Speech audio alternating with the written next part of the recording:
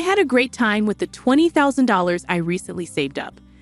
After returning from a week-long trip overseas, my mother-in-law Isabella called me excitedly, mentioning something about saving $20,000. I was puzzled because I didn't remember having such a large sum. As a freelancer, I do have some emergency savings in my bank account, but I don't usually keep that much cash. Plus, my banking card was right here, and no one else should be able to withdraw such a large amount without my knowledge. Isabella claimed she took the money from the sideboard drawer, assuming we were rich. I thanked her for her good intentions but didn't understand why she thought I had given her the money. After this brief conversation, I wondered where the $20,000 came from. The mystery was solved when Anthony, presumably her husband, returned home a month later. Fast forward to a month later, and Isabella made over 80 calls, which I ignored. When I finally answered, she accused me of something, and I didn't quite understand. It seemed like she was upset, but I couldn't figure out why. Isabella's persistent calls became annoying, and when I finally answered, she started blaming me for something. Confused, I realized she was reaping what she had sown. Isabella's voice echoed loudly through the phone speaker as I learned her name was Scarlett, a 32-year-old freelance jewelry designer. I really want children, but my job keeps me very busy. My husband, Anthony, who is the same age as me, used to have a regular job, but now he helps manage my work. When we got married, I wasn't making much as a designer, and we relied on Anthony's income. However, as I turned 30, my work became more stable, and I needed help managing my schedule. Anthony, who had a good position at his job, decided to quit and join me as a business partner. With his help, we now have deals with famous international brands. Although we face challenges as a couple, the main issue is Anthony's mother, Isabella, who lives alone in his family home. Isabella thinks we're living a luxurious life and often asks for money. She believes we live extravagantly, attending fancy parties and dinners with company executives. While these events are part of my job as a jewelry designer, Isabella sees them as leisure. She even asks for money to throw a party for her friends. I can afford to give her money, but it's not as glamorous as it seems. These events are expensive, and I have business obligations that I can't refuse. We're now living in luxury.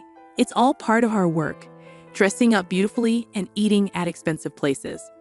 Isabella often expresses her envy towards us with a hint of sarcasm. Despite my continuous refusals to her requests, Anthony, being her son, sometimes gives in and hands her money. He believes it's a small price to pay to keep her quiet and avoid interruptions to our work. However, Isabella's demands only increase, leaving both of us frustrated. Recently, Isabella came over and pestered Anthony about buying a new dress for an upcoming gathering. Despite suggesting a more affordable two-piece suit, she insisted on an expensive dress for the fancy party. I believe proper attire, whether old or new, shouldn't matter, but Isabella makes a fuss. She also added that she needed a matching bag and was counting on us for that. To address Isabella's constant money demands, Anthony set up a credit card in her name, telling her to use it for her expenses. Initially, she overspent and got warned by Anthony. He then asked her to report before making significant purchases. However, Isabella continued to overspend, once even buying an expensive ring without prior notice. The bill became astronomical, and Anthony, who was paying the bills, couldn't afford it. Isabella seemed to think the credit card meant endless spending without consequences.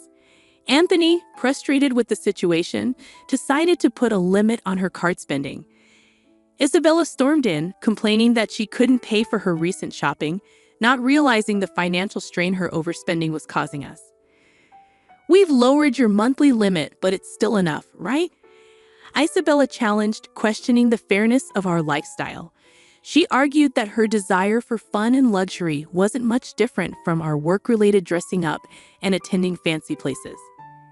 We explained that events like product launches and parties were part of our job, often taking place in luxurious venues. However, Isabella perceived it as us having fun rather than working. Since putting a limit on her credit card, she had quieted down a bit. Occasionally, she would come to our house and complain to Anthony, but life went on without major issues. As the year-end approached, a foreign brand approached me with a proposal to expand our business overseas.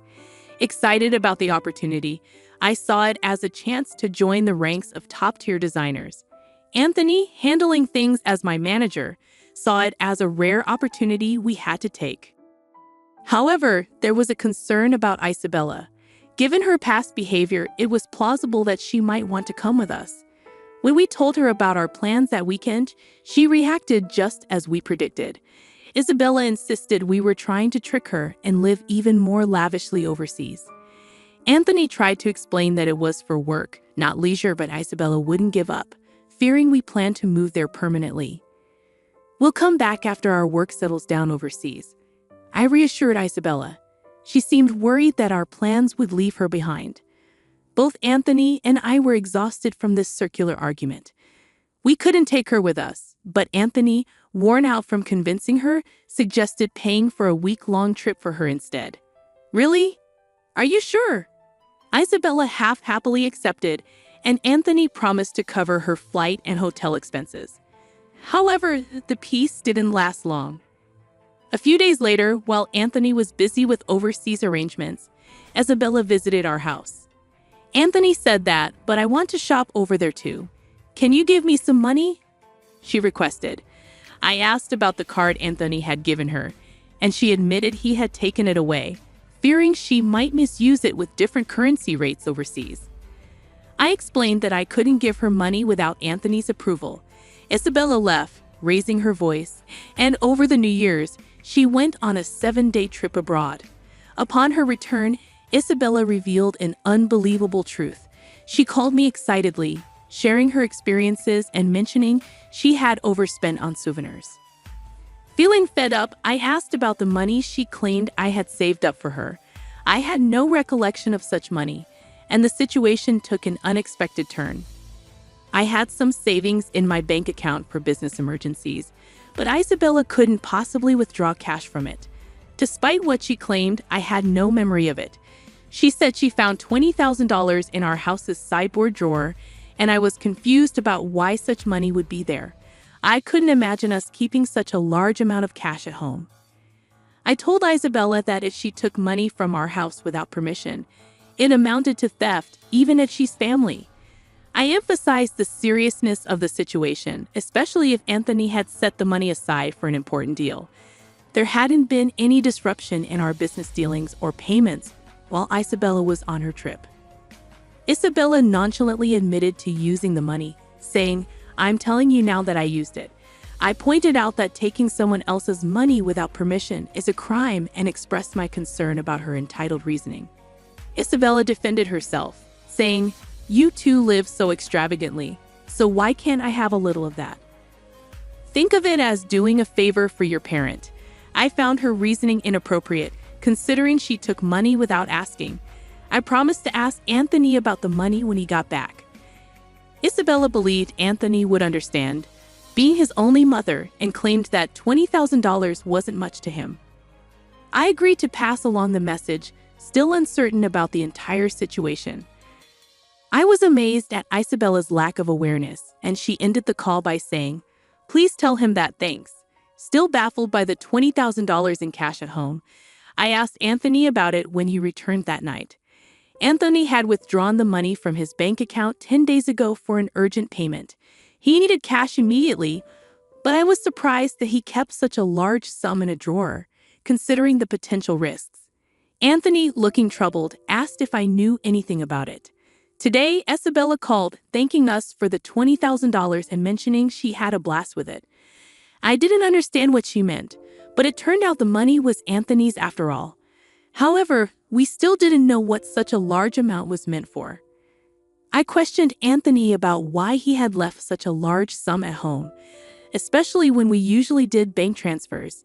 Anthony explained that after limiting Isabella's credit card amount, she had secretly borrowed money from various sources, including consumer finance cards and credit cards she had opened without his knowledge.